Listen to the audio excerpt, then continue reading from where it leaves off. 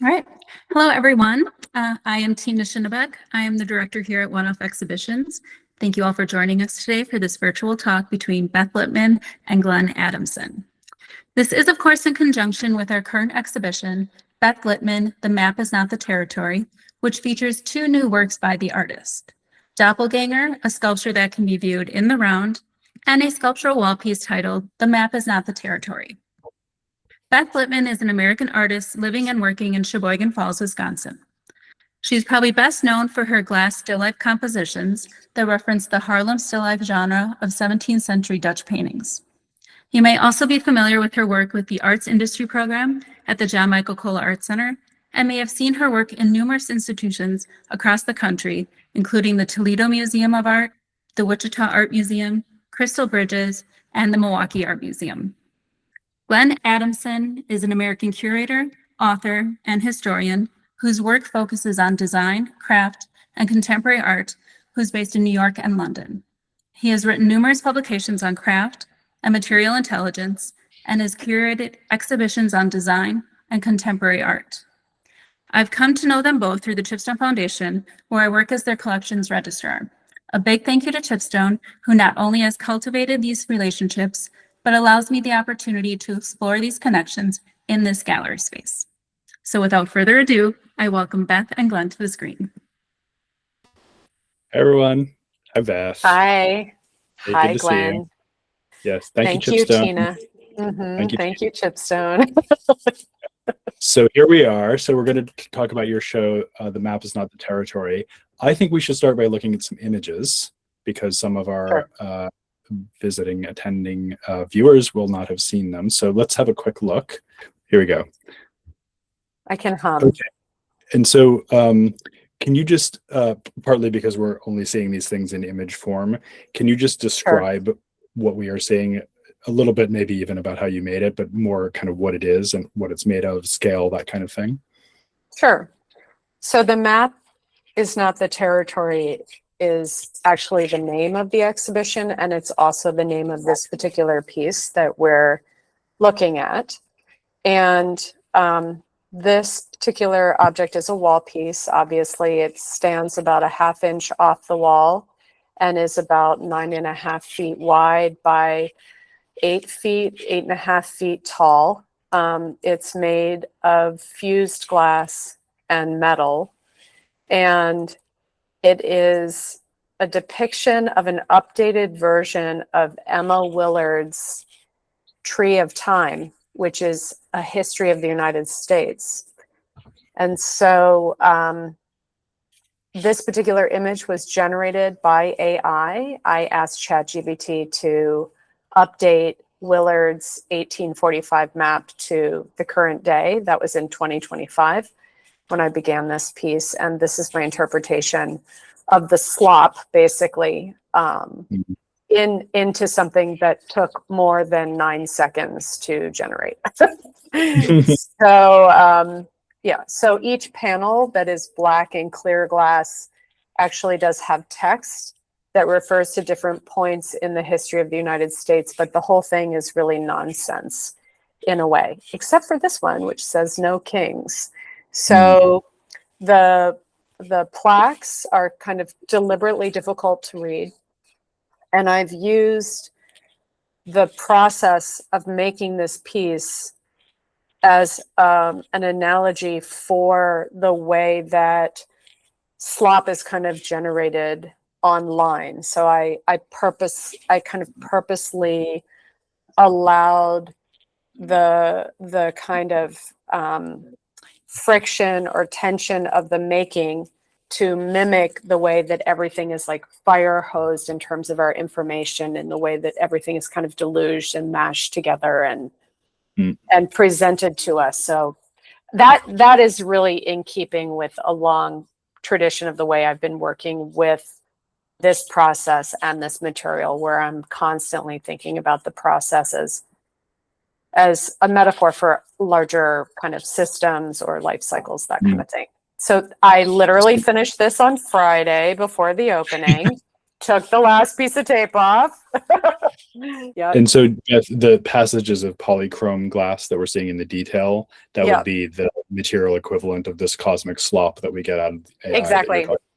I literally took different colors of glass and I poured it together into a bucket and kind of just shook it up and then poured it out. So while the coloration is in some ways harmonious or weirdly homogeneous also in its application, the actual process of making it was really determined by just mixing everything up. And my daughters, when they were 4, chose to use colored frit glass in the same way, which gave me the idea. So that was a million years ago now. That was 11 years ago. But instead of using everything in a singular fashion, they just wanted to, they just started like dumping everything together when they were basically toddlers. So not what we usually mean when we talk about a slop bucket in Wisconsin. Yeah. Yeah. Yep.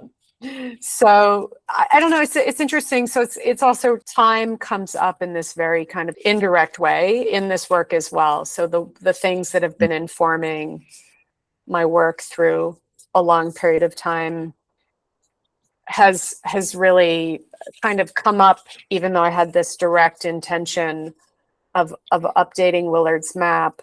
There are things from like 11 years ago where I was watching my children play with sand essentially, and things that are happening in the present day that all kind of collapse the ability to understand how to process this moment in a way.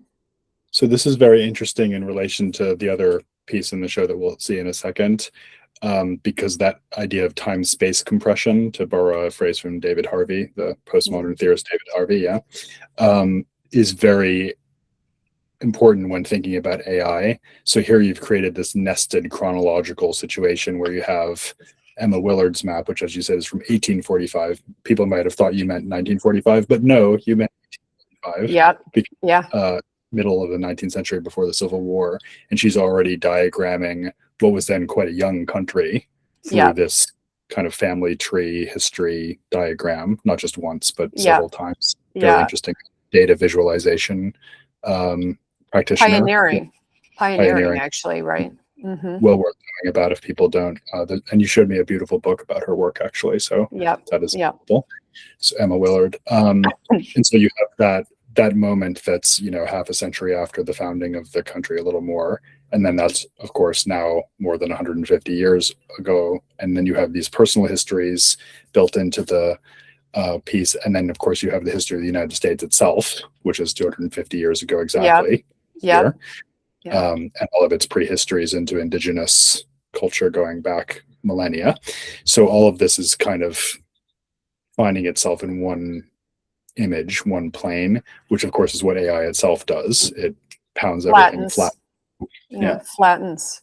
Yeah. And so here in this other work, we have in a work, to me, this almost does the opposite, because it stages the contrast or the collision of two worlds, hence the term doppelganger. So perhaps you could explain again what we're actually looking at here for people that haven't seen it in person. Sure. I'll kind of describe the thought process that led to this. So most of my work, if you're not familiar, is really anchored in this still life tradition and the exploration of material culture. And that is really the moment that I keep coming back to understand the human condition and understand our relationship to different points of time and different spaces and different cultures. So in this particular case, I used the still life portion. It's two halves of the same object, essentially. So I created the still life in black glass, which is the image to the far left. Here, I worked with UWM architecture department, amazing people over there, to LiDAR scan that particular composition, and then took that file and had it milled to create basically its twin in what the lens, the LiDAR lens, saw in the black glass material. And I deliberately used black glass in this particular case, knowing that it was going to confuse the technology and create something that was not necessarily like mimetic of the original. So the other side, which you can see to the right in this image, is the milled version of what the kind of recognizable still life composition is on the left. And then it's encrusted with a gypsum material that has carbon embedded, and also obsidian rock, which is also a naturally occurring glass on the other side. So kind of starting with what is known from my perspective, and then kind of transcending that or removing what is known through technology to create something that is its counterpoint in a different way of seeing, or a different way of being, in a way. And then the middle section is a mirrored stainless steel. So you are actually seeing the reflection of the still life composition back on itself. So it creates almost a portal between the two halves. So it creates a comparison between these two unreal versions of the still life, which is in the mirror that you see, and the other is this expression by an alien intelligence. Maybe would be a better word than artificial intelligence. Of the same shapes. And if you don't mind, I'll put in a quick product placement here for Material Intelligence, which Tina and I work on. Where we 4 times a year publish material about a particular substance, and we did obsidian in a kind of collaborative project with the University of Oregon. So if people are interested in obsidian and glass and what it means for a glass to be naturally produced by a volcano, and then what happens, then check it out. But getting back to this, well worth it. Yeah, thank you.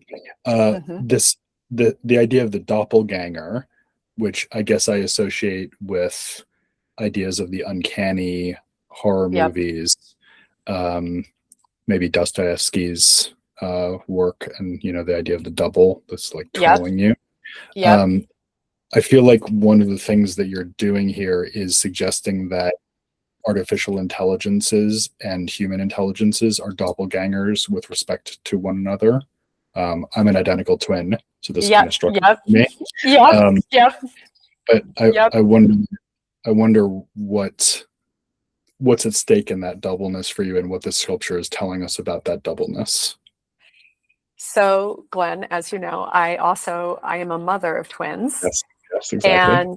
And so I have a lot to say about this idea of copy, or duality, or doubling.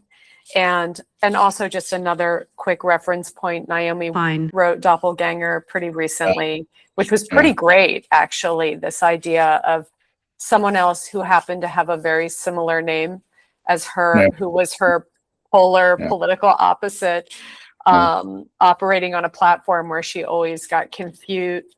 People got confused with who wrote what, and it kind of disrupted her entire life, especially over the pandemic. But I've been thinking about, I'm still trying to figure out this understanding of having a double at all times. And essentially, like, even 20 years ago, my friend said to me, why do you copy?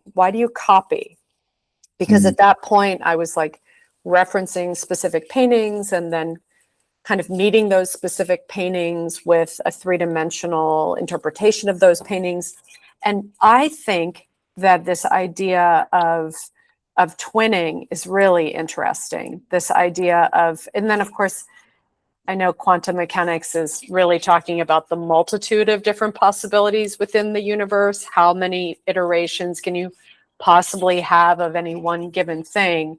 But I do think there's so many different ways that we can investigate the double and the uncanniness of the double, but also, aspects of the double, like the, a polarity in duality, that we're always like being asked to kind of decide between one thing or another and either or.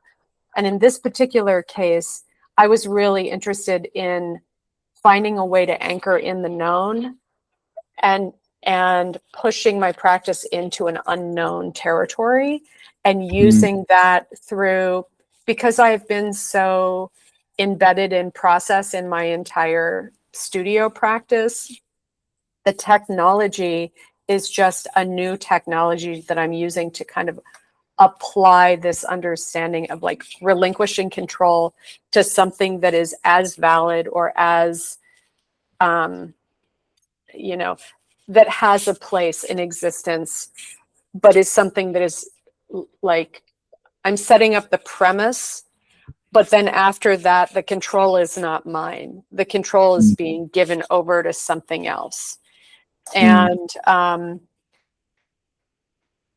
just also, I don't know if this is really, I'd like to talk to you a little bit about this with your brother, Peter, but like there's from the outside, there's so much information, people are like, well, are they different people, my daughters? And I'm like, of course they're different people. It's like, you're different than your brother, but it's this kind of visual similitude that people just, they stop there and they don't understand the kind of depth and like complexity of the wholeness of things that might look the same in a way, on a very surface way.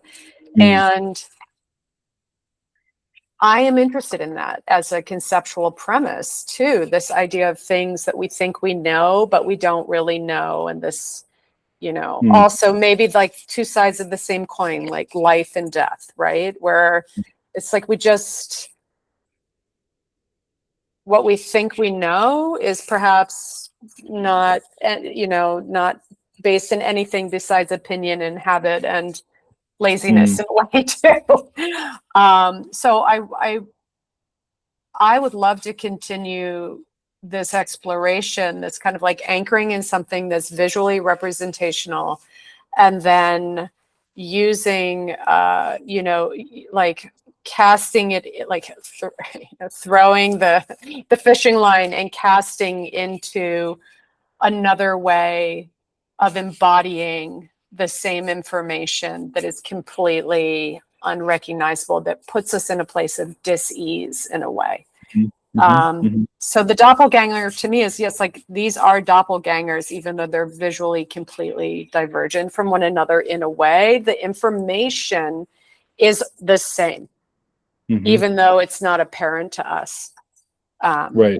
You think about twinning a bit, Glenn? Do you think about it? Of course. And what you're saying you brings up so many things for me, on both a personal, psychological, and also a kind of theoretical or philosophical level. And in fact, my brother is a philosophy historian of philosophy.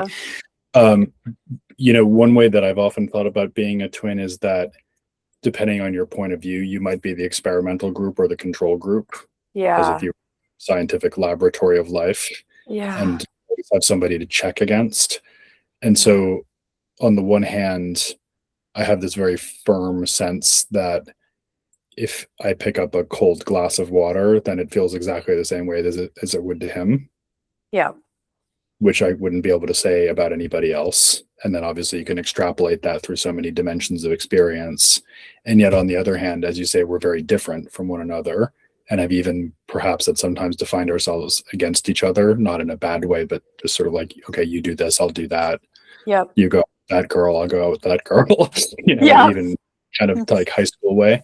And both those things are true all the time. And I feel like there is a very powerful analogy there to what happens when a human intelligence and an artificial intelligence join hands and work together, which is more and more what we're seeing.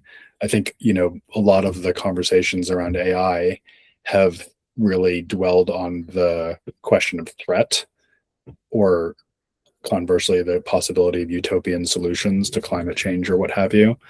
But in fact, what I think is maybe more compelling, certainly in an artistic context, is not the replacement of human agency with artificial agency, but rather the expansion or modulation of human agency through technological enhancement or partnership, collaboration.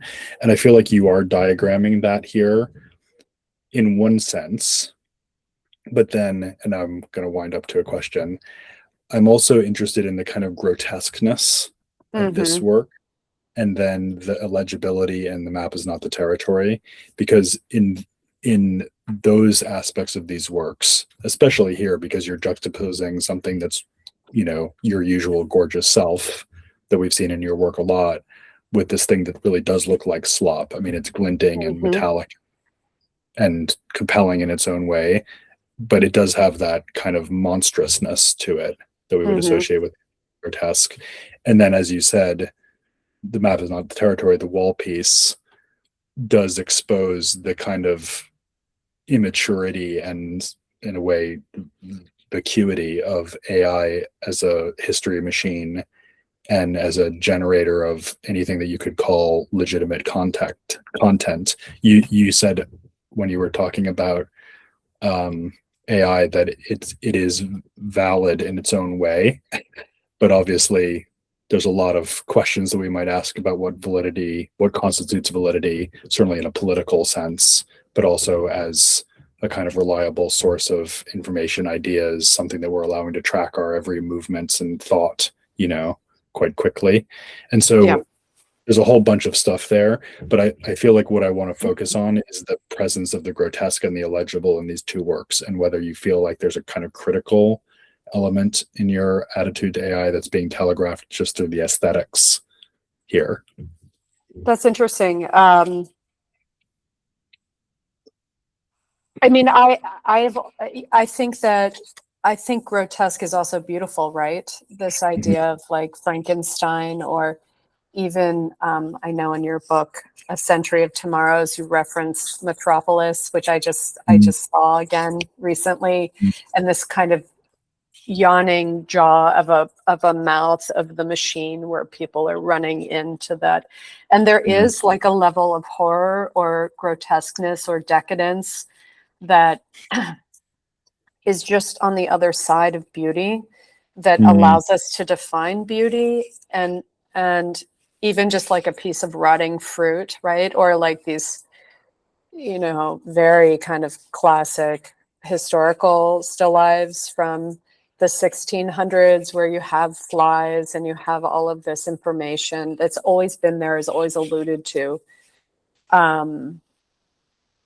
So, I mean, I think it's a question mark for me, the very nature of the definition of grotesqueness. I mean, it is grotesque on one level. It's also like quite beautiful in a way, and I find that side to be even more compelling in a way than the still life. And maybe it's just because of the nature of what I think about in the work, but there's a disarmament that happens when you're confronted with the idea of grotesque, and the repelling nature of the grotesque, or even something that's highly reflective, like the still life side of Doppelgänger is repellent in a way. That kind of highly reflective, that highly reflective surface. Repelling light back at you. Yes, I mean, it like really like assaults your eyes in a way. So I mean, I use that as a tool in the work. But I have questions for you too. Can I just say, as I would leave the grotesque behind, I was just writing the introduction for our forthcoming Shell issue of Material Intelligence. I was drawing on John Brown, the executive director at Chipstone, has this very important research he's done on the grotto, which of course is where the idea of the grotesque comes from. What's interesting about the grotto, like an ancient cavern lined with shells and wet and dark, is that it's simultaneously kind of a grave and a womb. And it's just like the still life paintings that you're talking about and have been so important to you, that are often framed as vanitas, like the passing of life, the eventuality of death, the putrefaction of the fruit, the sort of early modern idea that maybe flies are generated or worms are generated out of rotting flesh and rotting fruit, because they didn't know what was going on there. So you have as you said earlier, the co-presence of life and death is very strong in this territory, and that gives our perpetual kind of mesmerized questions about whether AI counts as alive or not, and if so, what kind of life is it, and do we have any moral obligations to it? Like, can you switch off an AI without feeling bad? Is it valid in that sense? All those things actually have a much deeper history that go back into these questions of like, what is it to be generative, and what is it to be destructive? And are those two things, capitalism obviously is often called creative destruction. So all these things are like bound up in one another in a way that would take books to resolve. But I feel like that's where your work is sitting, this kind of crossing these ideas. Yeah. Well, I'm sure that's on your short list for the next book, right, Glenn? Yeah, exactly. So I know you have questions. I did want to ask one other thing before you do that, which is just about your title. The map is not the territory. Yeah. Because it has its own very interesting intellectual history going back like 100 years. So I didn't know this before, because when I heard your title, I thought immediately of Baudrillard and Simulations and Simulacra, where he says the map precedes the territory, which is the idea that in postmodern culture, the image anticipates and supersedes the actuality. And so we're operating in this world of semiotic drift and detachment, the kind of familiar postmodern idea. But he was actually, I now know, he was actually altering of what then would have been a very familiar phrase from a philosopher called Alfred Kobzynski. Yeah, I'm getting that right? Mm-hmm. Yeah, who in the 1930s or so was actually talking about data and information. And he was the one that said the map is not the territory. And it actually was framing it as a kind of philosophical problem, because of course, if the map were the territory, then it would collapse into its own data set. And so you always have an element of simplification or abstraction, but by virtue of that usability, you of course get distortion or distance from the original. And so he's kind of trying to frame the inherent or fundamental problem of data science by saying the map is not the territory, which I thought was fascinating. I was just wondering, like, were you actually thinking about that whole intellectual trajectory when you chose the title? I was. I also think the poetry of it, that whole problem. I mean, I'm really a generalist when it comes to what I'm exploring in my work. So I like take these like kind of inherent problems and I zoom out and then I try to approach it from like a visually poetic place. And so, I was also thinking about it from the tradition of these family trees and this kind of domestic craft tradition of the family tree and what you can know and what we're trying to record from, what can be known from the past or from your ancestors. I mean, like, we're so fascinated we have such a deluge of information now, and so many ways that we can try to get the information about who we are and what our role is in this world, but it's continually frustrating by the promise. It's like a promise that we can have a sense of union of place or with other or with ourselves, but we cannot. Because it's still a little elusive, right? All of this information, what has it gotten us? Like, I mean, we can shop easier. Yeah, exactly. Yeah, we invented the internet and all we got was this lousy t-shirt. We can we can order things in 2 days. That's great, which is this, progressive obsolescence. So it's not even, it doesn't even fulfill the promise of what that part of it is even, right? So it's this, the daylight or the gap or the failure of the promise of union in a way, or recognition. And the map is not the territory is that. It's not just about data points. It's about our inability to fully, take ownership or control or be seen as individuals, right? Like what we do to be seen and heard in a way. And so, I mean, the map that I made for The Map is Not the Territory is just riddled with nonsense. And it really is not even, it's barely acknowledging anything that is, older than 75 years ago. Like most of the information is like from something that just happened last year, essentially, or, like the Celestine New York cartoon where everything in the distance is just like a narrow bandwidth, right? Yeah. And I think what you're saying becomes extremely poignant when you start thinking about The Map is Not the Territory being a comment about identity, like a family tree is not who you are. And of course, history is not the past. It's a cartoon, and it's sort of more or less cartoonish. And, of course, one of the tragic things that Cartesi is talking about there is that the more the map becomes an adequate description, the more difficult it is to use and navigate itself, because it, by virtue of being less abstracted and more detailed and more true, it starts to become confusing as the thing that it was trying to guide you through. Unusable. That's correct. Right. I feel like there's so many aspects of contemporary politics that would be much clearer if people could conceptualize them as problems to do with like levels of complexity, rather than left, right, or nativist versus progressive, or whatever else we're telling ourselves. Right. Yeah. So reductive.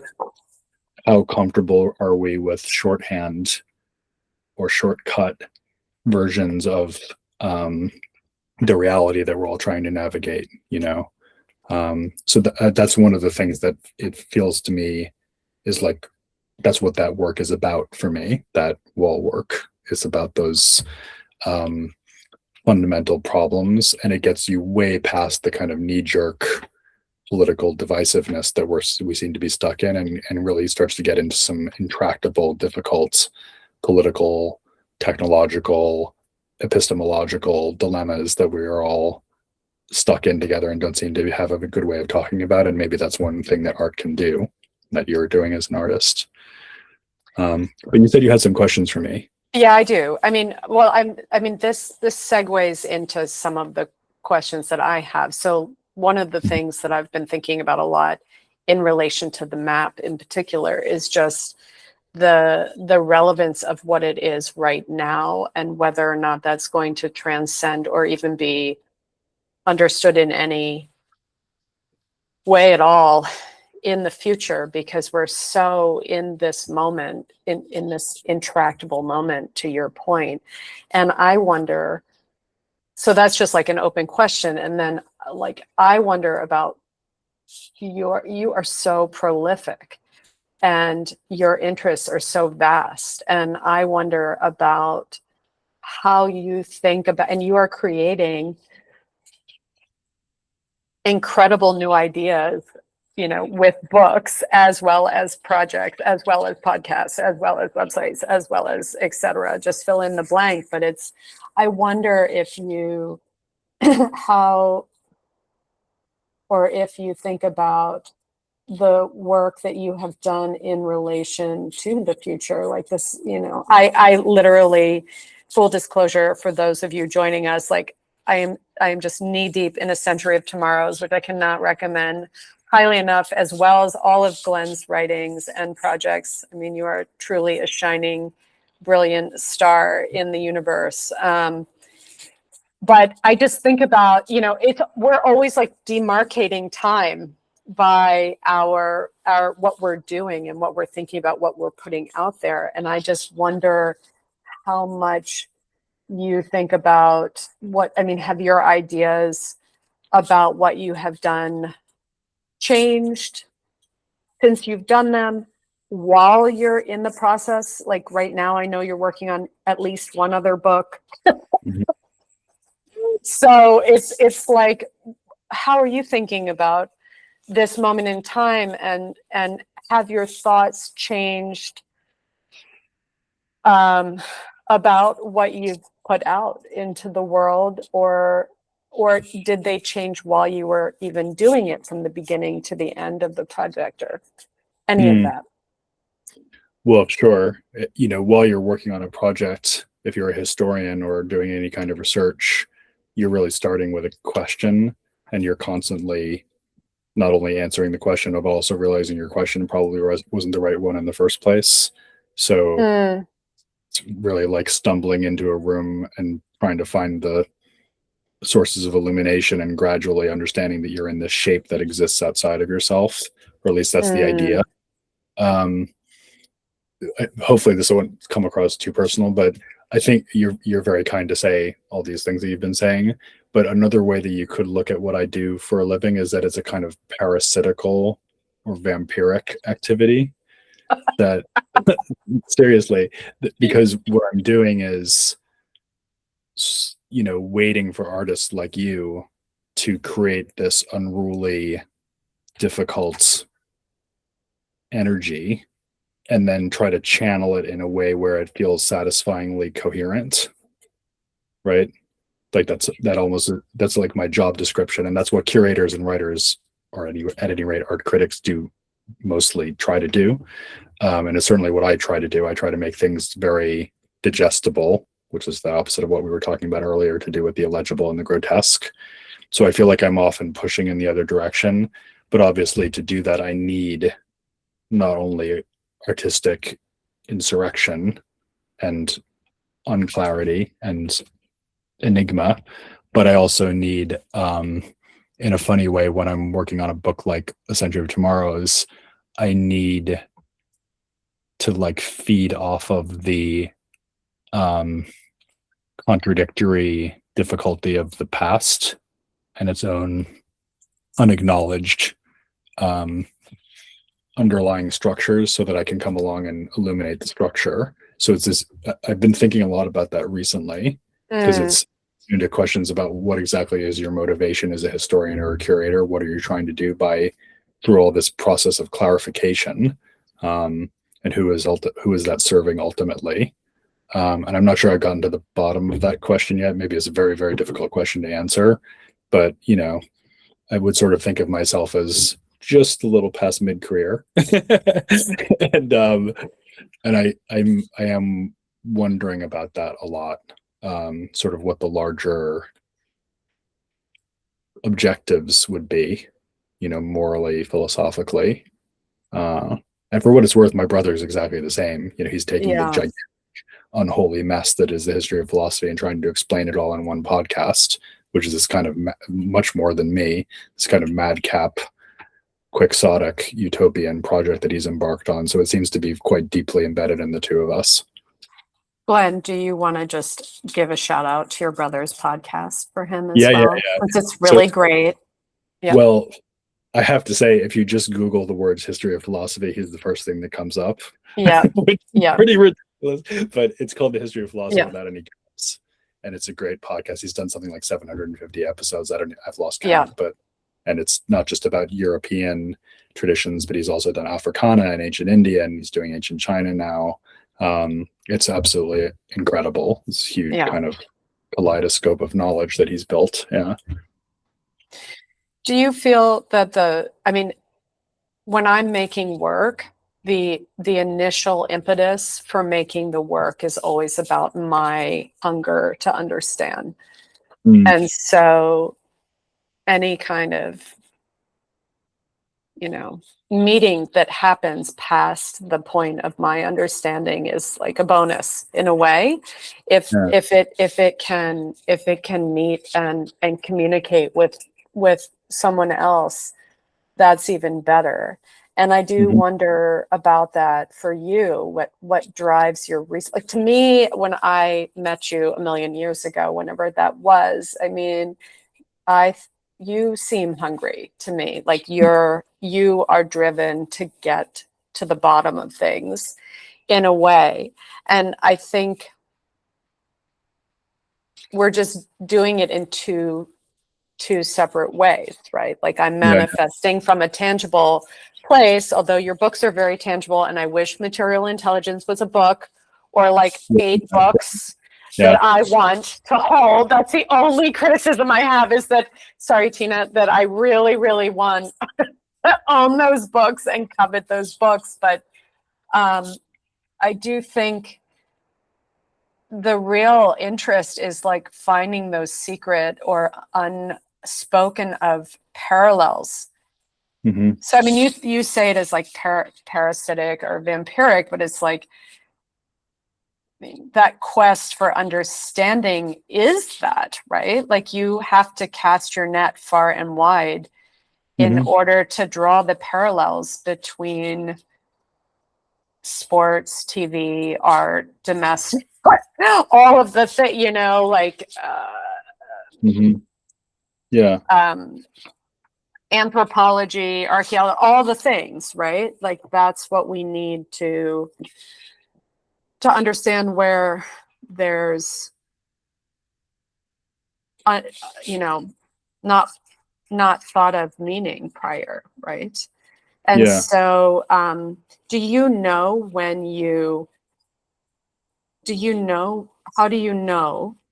you stumble upon that next moment where there's something there that you are going to follow? Do you have intuition that is coming into play with that? Or is it always an intentional kind of intellectual pursuit? Like where does that an initial genesis come from for you? I love where this conversation has taken us, because among other things, what I'm noticing is that we're kind of talking about your role and my role here as being doppelgangerish. Yeah. And I know which one of us is the amorphous, grotesque side and which is the clear side. Maybe each of us in our own ways in different guises. And I think that also has to do with the motivation, because it's like if you're on one side of that stainless steel blockade in that reflection and you're kind of looking at yourself, and what you want is to get on the other side of that plane, that barrier, then even the fact that you'll never be able to get there, like I'll never be an artist, for example, and I'll certainly never be able to comprehend the total history of anything that I'm trying to describe. So in other words, I'll be trying to get to the bottom of something that has no bottom, and make it aware on some level that that's what's happening. I think the motivation has to do with the sense of movement, you know, like the increasing pressure that you would get as a deep sea diver, maybe would be a good, right? We're talking about getting to the bottom of things and the sense of descent and like peering into that darkness and discovering all these creatures and coral and everything. That's quite a good metaphor for it. I guess another way of putting it, which is a bit more the way I have thought about it in the past, is that it's a matter of trying to live up to the moments of aesthetic encounter that I have had. So, you know, I often have written about this moment that I had in college of holding a Tang Dynasty Chinese pot in my hands and just being blown away by that experience of holding something so old and so beautiful. But it happens all the time. I mean, I'm very lucky. It happens like every day where I run into an artwork that I haven't seen, or an artist I didn't know, or even just a fact out in the world, or another person's writing, like John's writing on the grotto, for example. Yeah. Kind of lights your brain up. And it's, like I say, it's a lot of what then motivates, at least for me, what motivates the writing and the curating is an attempt to live up to that spark, and that which is another reason why I'm describing it as vampiric. Because it does have an element of, you know, taking this thing that, as I say, was quite hard to understand and quite electrifying or energizing, and kind of shrouding it mantle of explanation at the risk of smothering it. And of course, what you want to do is not that. You want to give it you want to amplify the light. That always risk kind of snuffing out the oxygen around it too. So it's quite tricky, and I think there's really a lot to think about there methodologically as well as ethically about what it is to be a professional explainer of things. But I think love about your artwork sorry. as a visual metaphor for everything that I'm trying to describe, though. I think about how much to disseminate all the time in my work, because I think you can kill the moment for the audience in tangible work as well, in visual work. Like how much of what I research needs to be known by any given person. I mean, in your case, it is literally about disseminating that information from a perspective of that is clear and concise and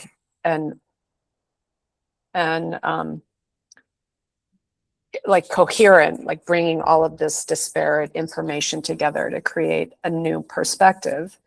And for me, it's like I just want to give just enough to maybe deepen someone's experience with the work without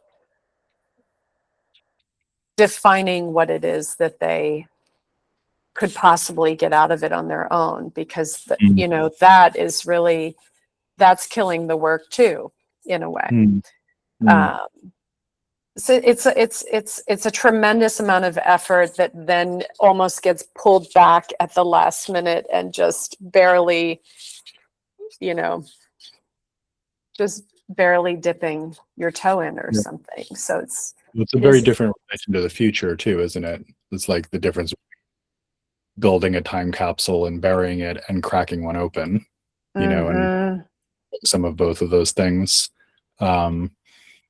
But it's fun, now that I'm writing in a more trade publishing context, it's amazing how much a history book, like I'm putting together right now a proposal for a book about the 1980s, which we talked about when I visited you. Yeah. And one amazing thing about that conversation is how much the publisher requires it to be topical.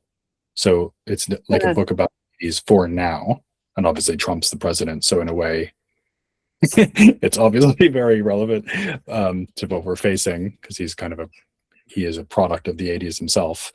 But just to begin with, but the sense that history is always held in judgment by the needs of the present is very strong. And so that's so that's the sense in which it's like breaking open the time capsules, like what do these people give us that we can use, these past versions of ourselves and others that are no longer with us. And I guess for me, an artwork, particularly if it enters a museum collection, or like the commission that we worked with you for the Crystal Bridges Museum, for example, which is about cultural memory, familial memory, that's so much a gesture to the future, because the work is entering in this collection and it'll be there in 100 years, 200 years, hopefully. And so it's got a very different relationship to time, it seems to me, from curating a temporary exhibition or even writing a book, which obviously it does stick around, but is very rooted in its moment. But it feels like a less futuristic thing to be doing than making an artwork somehow. Yeah, I don't know. I mean, I just heard an interview with Ian McEwen recently. I don't know about What We Can Know, his novel, which is brilliant, and I recommend. Did you read that yet? No, I heard about it too. But he said it's really not. It's much better to be alive as a writer. Once you die, it's really it's not great for it's not great for the longevity of your books. And I just thought that was so fascinating, because I always think about books as being this iconic, kind of timeless, regenerative.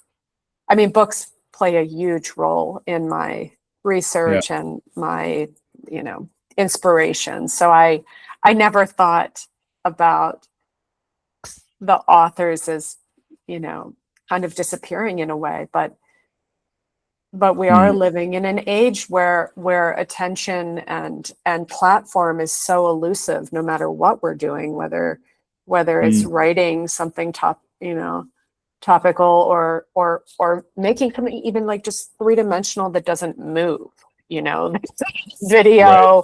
or is not kinetic, that just simply, I mean, you could argue it moves from the mirrored standpoint or a reflective standpoint, but not, that it also feels archaic in a way to create in this way.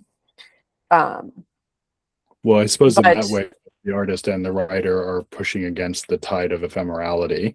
So from a different point of view, the relative stasis of our disciplines also could be read as a kind of durability or persistence or kind of gesture of determination to hold a certain ground.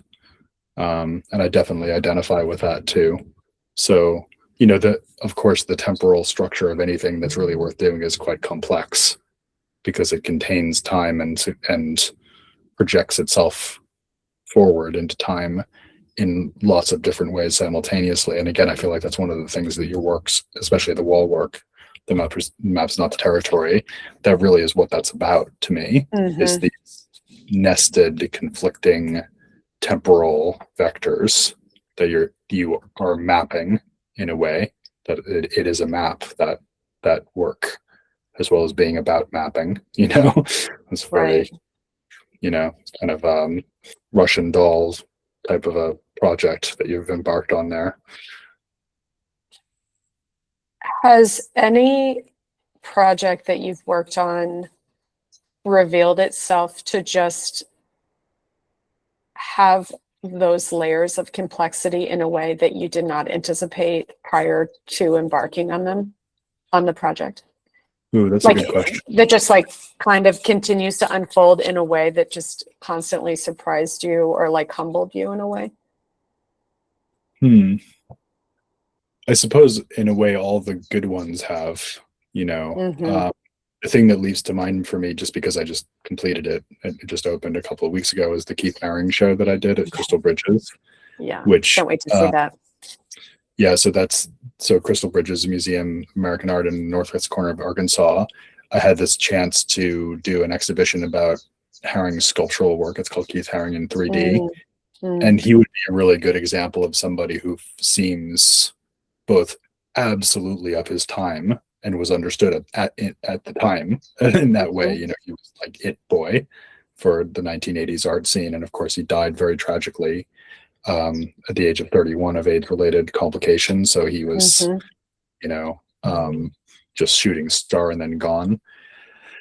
And I guess going into that project, I knew that Haring was relatable and lovable and that people would come to see it because of his name. And that's not something that I had ever really been able to count on to the same extent in the exhibitions that I've done. But just seeing how powerful his spirit was so much after his own time was quite an amazing experience. And then thinking about all the levels of his persona and, his queerness and his level of comfort, in fact, preference, both in terms of sexual desire and in every other respect for Black and Latino people instead of white people, which is what he had suburban Pittsburgh, and his kind of daring in collaborations with people like Bill T. Jones and Grace Jones around issues of race and their way of together expressing their skepticism about settled matters of identity, which I think is something we all still struggle with. His courage in coming out as somebody who did have AIDS and was about to die and being interviewed on MTV about it, which we put in the exhibition. So there were so many ways in which he just delivered. And it was like, for me, curatorial was just like, don't get in his way. That was amazing. I've never really course, I have a huge amount of respect for all the people whose work I've had the chance to curate: Shiko Takezu, Peter Volkas, Heli Ungarius recently for the Future Museum. Even a company like Nike, I wouldn't be doing it if I didn't have a lot of respect. But Herring was like another level of that, because it was so sad and so joyous at the same time, and because he was operating in all these levels that just made themselves known over the course of doing the show. It was an amazing experience, and the show, I think, is an amazing experience. I will say, I think we did a good job not getting in his way.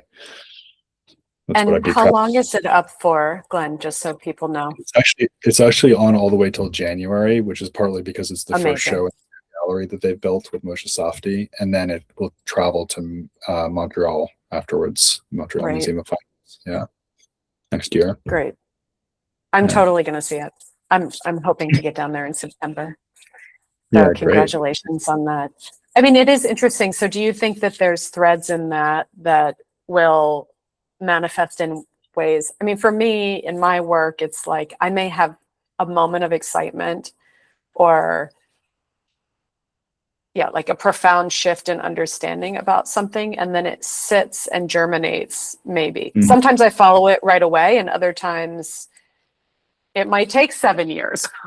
It might take, and I find myself just cycling back into these threads of ideas. And I wonder about that for you in terms of curation and writing, how those moments keep coming up. Like, do you have those moments of surprise where you're like, oh, I was thinking about this 15 years ago in this other way, and I'm back here again? It's not going back necessarily, but it's just like a different way of understanding a similar concept in a way. Yeah, because to go back to our metaphor here, you're trying to map a territory that itself is changing all the time. And so you recognize, even if you didn't move, you might be quite surprised at where you are, around you. So, that's certainly true with the 1980s topic, which really has come out of my thinking about Herring, or at least the way that I'm approaching the book has totally been transmuted out of that exhibition, and particularly just to give that some meaning. What I'm particularly interested about in 80s culture is the way that it rendered avant-garde and subcultural energies legible to a mass audience. That's really what that book is about, because I think that the 80s has this kind of bad rap as being the moment of Trump, the moment of capitalism, the moment of greed, money culture, Reagan, conservatism, all the rest of it. Just say no. But I'm actually thinking of it as a kind of radically affirmative decade that was much more daring and expressive than a lot of what's come since. And that a lot of that came out of the possibility of, as I said, transmuting these critical avant-garde energies into stuff on TV and other forms of mass culture. So that's really what that book is about. And, Herring is like literally the poster child for that. And I think I would also answer your question in relation to craft for sure. So that's a topic that's been with me ever since I was in grad school, or even before, when I applied to grad school. And my thinking about it has changed in so many ways and expanded, partly because of the research I've been able to do, and partly because of all these people I've been able to connect with, other academics, critics, curators, artists, especially like yourself. And then in a funny way, it's still the same thing that got me interested in the first place, which is this kind of instinctive respect for the object and the commitment that somebody put into it, the time, the knowledge, the cultural information. And that's been like this still center. And I always feel like, something's got a lot going for it when you keep build an armature of the complexity that we have collectively done. We've collectively built around the idea of craft. It's like this one anchor or like pillar that we've built this gigantic tree scaffolding around. And it just shows you how absolutely powerful that idea is. And it's also, I was thinking about this earlier, that when we're thinking about the doppelganger, Yeah. one of the places where the doppelganger-ishness of life collapses is precisely in craft, because it's the moment that, you know, individual expression meets tradition. It's the moment, or discipline, I guess I should say, where imagination meets materiality, and reality meets absurdism. Like, there's so many ways in which craft immediately collapses these apparent oppositions and shows them to be false oppositions. So it's very dialectical in that way, and I think that's one reason why it has the solidity that it is, because it's of its synthesizing power, you know. And again, that in turn has been because what you're dealing with in craft is always a human being who's devoted themselves to understanding something over a very long period of time and holding themselves up to quite a high standard, because otherwise you wouldn't have craft. And so all of that will and intention and dedication is kind of distilled in the object, and thereby it's extremely complex. So that's why it feels like so worth going into in such depth. And I still feel that after all this time, you know. Yeah.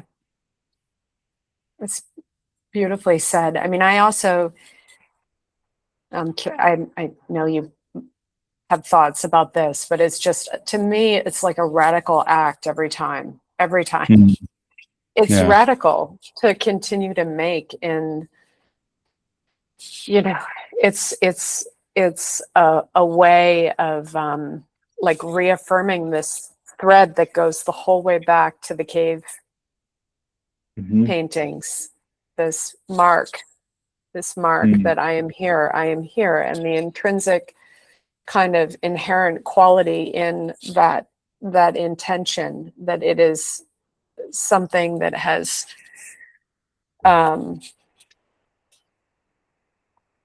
like an inherent nobility in it, which is also flawed. I don't mean that from a perfectionist standpoint or like a level of technical prowess. It's just the act of like the making, you know, which is really very interesting. And now I think now more than ever, in a way, I think we are just on the cusp of entering into a very deep backlash culturally and globally.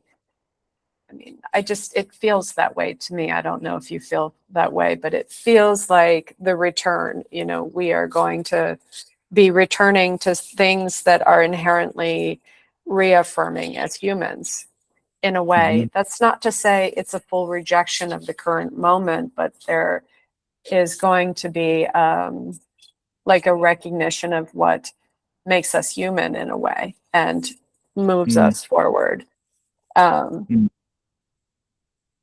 I could be wrong. I'm not saying that. Go ahead.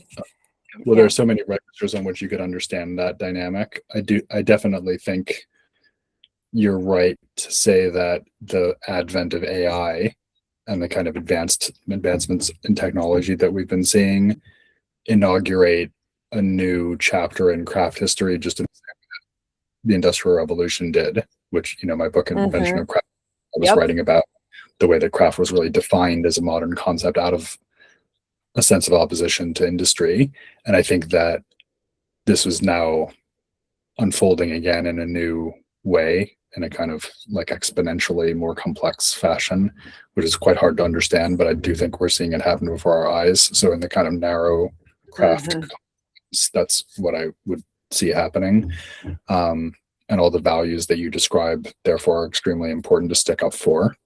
And then I'm not sure I would use the word backlash, but I would definitely, I think of our current political dilemmas, not so much in an American context, partly because I'm over here in England at the moment, maybe, but also because I think the very problem is that we're thinking in terms of nation states, and that they are our main problem, nation states themselves, because they do exactly the opposite of what Buckminster Fuller asked us to do, which is to ask us to realize that we're all on spaceship Earth together and we're one crew. And it's like, you know, if Kirk and Spock and Bones and Chekhov were all in hand-to-hand combat, then they wouldn't have gotten very far on the Enterprise, right? And I feel like that's what's happening. And particularly in the context of climate change and mass migration that will be accelerated by climate change, that seems like the big disaster to me. And Trump is only a kind of sad comic symptom of that larger problem. I agree with that. And that's like, if I were going to be like kept up at night about a political problem, that would be like what happens when the first mass heat death happens in India. Where do those people go? Where do the survivors of that kind of a calamity go? That's the problems. Those are the problems we might live to see, unfortunately. Yeah. I don't think our political establishment is set up to cope with problems of that scale. It's not robust enough. We've already had mass migration because of climate pressure. And I think that's why we're in this predicament in a way, from a political standpoint, right? Is that there's no acknowledgement of the shit sandwich that we're in, that people, you know, because the drought, the floods, all of that has pushed economically already to these mass migration moments. So, I mean, it's just happening so much more rapidly than I think that's the thing that is really alarming. And that's also, you know, I thought about this with one-off exhibitions, this particular show, is that I was so focused on climate change and deep time for the last decade, and like to take a little moment where it wasn't my immediate direct focus, although there is a level of geologic interpretation in Doppelgänger, that, you know, that like this,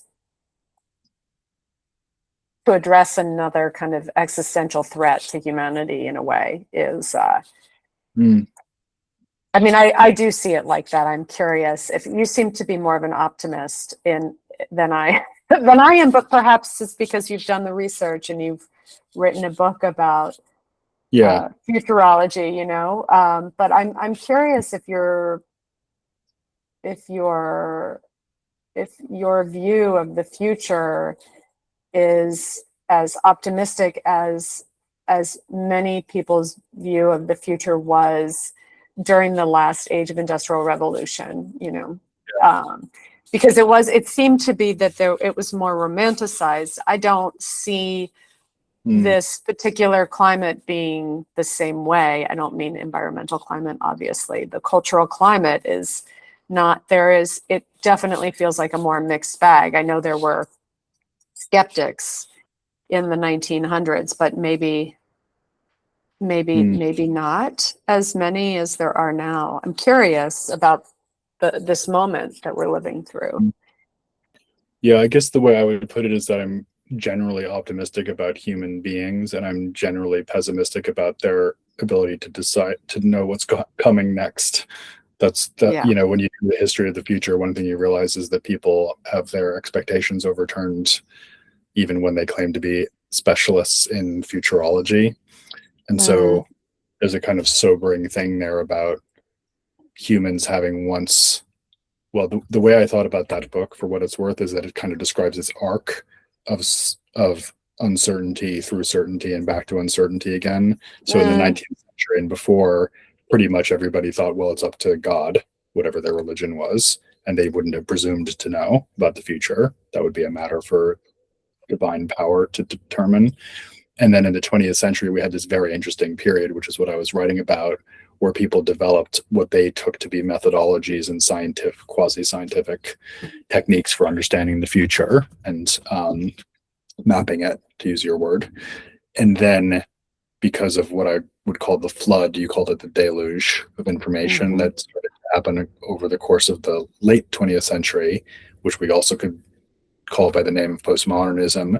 You have this return to uncertainty, but now in a secular mode without God as a guiding force or aspirational, you know, object of worship. And that leads you in a pretty parlous condition. So that's kind of, in a way, it's kind of a tragedy, that book. That's what I was writing about there. But I still think a lot of lessons. And I'm aware that we're now well past an hour, so maybe I should make this my last thought. You may have some too, I realize, Beth. But, another way of construing the title, The Map is Not the Territory, is actually the opposite of what you might first think, because at first that sounds quite critical of mapping. And it's sort of, like we were saying earlier with Krebsinski, it sort of implies the futility, or at any rate, the inadequacy of mapping as a practice. But the other way you could think about it is that the map is not the territory, and that gives the map a kind of freedom, or sort of liberated quality. It's like the territory is something that we're stuck inside, and the map is something that we can draw back into and create and imagine and depict. And you might think of art as a kind of, in that sense, as a kind of liberatory mapping project.